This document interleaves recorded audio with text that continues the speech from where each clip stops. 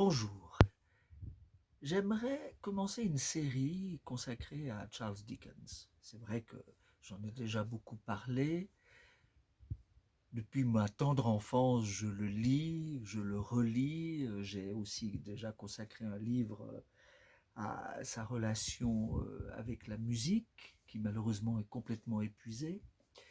Mais ce sujet, il faut bien le dire, est inépuisable. Donc aujourd'hui, je voudrais commencer une série de petits films à travers lesquels j'assisterai sur un point ou un autre de sa biographie, de sa façon de concevoir le roman, de ses relations à la musique.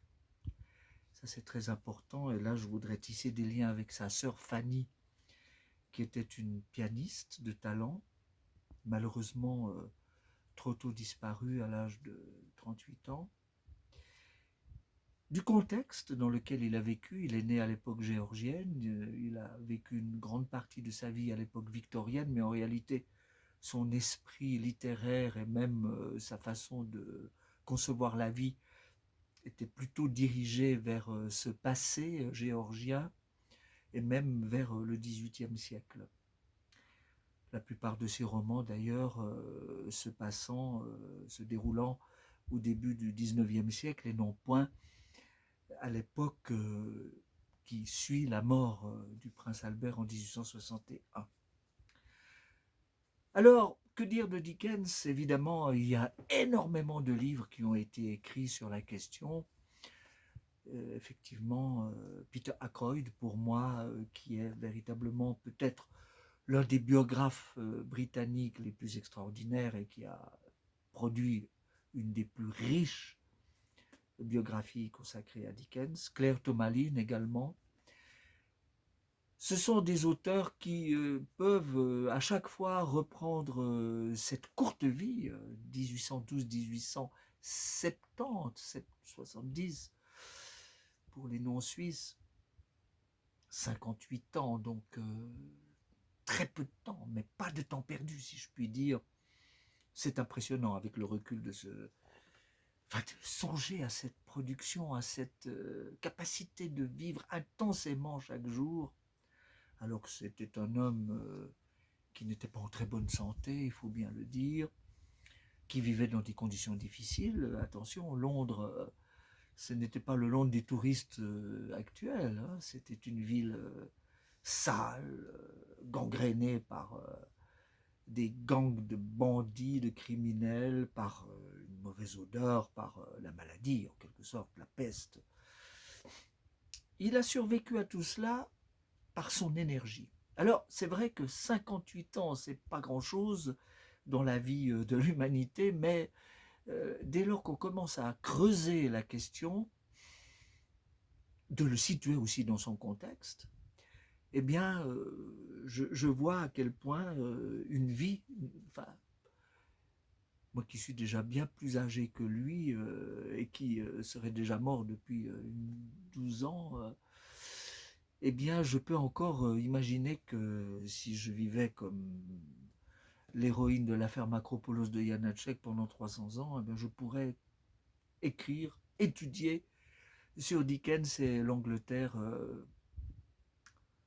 sans épuiser le sujet. Alors, par exemple, en ce moment, je regarde un tout petit peu à travers ce livre excellent qui traite de ses relations avec la musique, mais en tant que journaliste, parce qu'il faut dire qu'il n'était pas seulement un écrivain, un romancier, il a été un brillant rédacteur en chef. Il a créé, il a fondé deux revues remarquables dans la seconde partie de sa vie. Et cet ouvrage traite justement des articles qu'il a consacrés, entre autres, à la musique. Lui et ses collaborateurs dont j'aurai à parler dans les vidéos suivantes.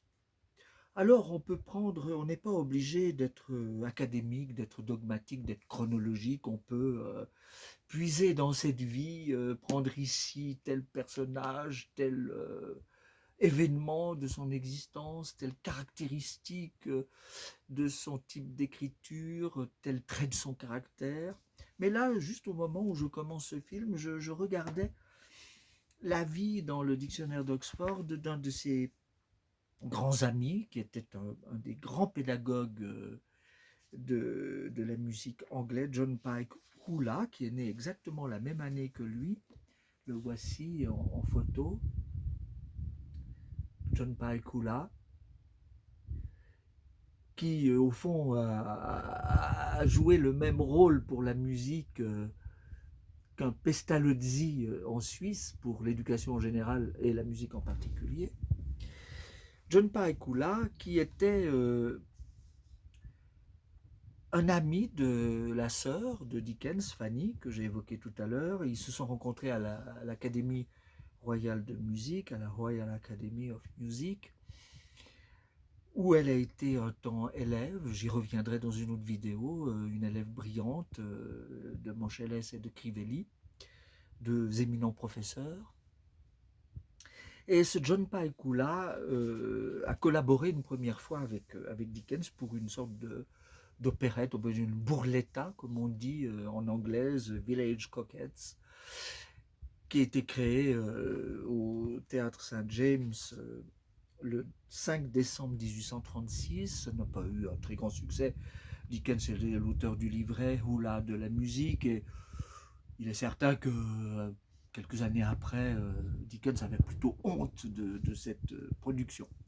Mais peu importe, c'est pas pour ça que je voudrais appuyer sur ce sujet. Hula est un grand réformateur de la musique par la pédagogie adressée aux humbles, au peuple. Il a éduqué le peuple par le chant, il a créé des classes de chant, il a initié les plus humbles, les plus démunis à cet art, et c'est ce qui fait que le peuple anglais, effectivement, dans cette période de la moitié du siècle, je pense à 1848, où tout le monde s'étripe sur le continent, et bien en Angleterre, on apprend le chant. C'est tout à fait différent comme démarche, et grâce à un homme comme celui-ci. Et dans les articles qu'il publiera dans les revues que j'ai mentionnées il y a quelques instants, Dickens et ses collaborateurs vanteront le travail de Hula et l'aideront même lorsque le bâtiment où celui-ci exerçait sa pédagogie fut incendié. Dickens, qui était aussi un bienfaiteur, un réformateur social, lui est venu en aide. Voilà. Donc, à travers toutes ces petites éclaircies, ces éclairages, on peut, au bout d'un certain nombre de vidéos, pour ceux que ça intéresse bien entendu, arriver à dresser le portrait de ce Dickens. Je dois dire une des personnalités qui, pour moi, est une des plus attachantes et qui accompagne ma vie. Et je dois dire que l'envie d'écrire à nouveau une biographie le concernant me titille. Bon, je ne sais pas si j'y arriverai parce qu'il me faudra encore 50 ans d'existence, mais je travaille, je prends des notes et je regarde et j'en parle comme ça dans ces films. Alors à la prochaine pour une autre vue sur ce génie.